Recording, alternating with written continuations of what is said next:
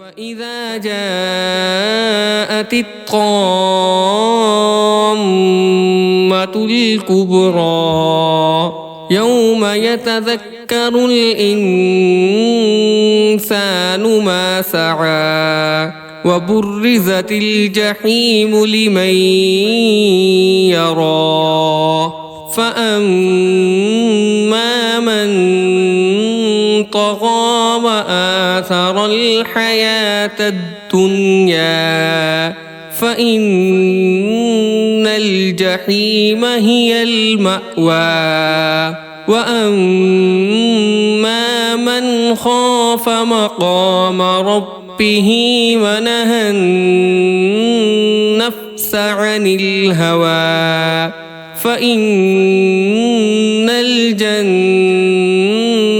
هي المأوى يسألونك عن الساعة أيان مرساها فيم أنت من ذكراها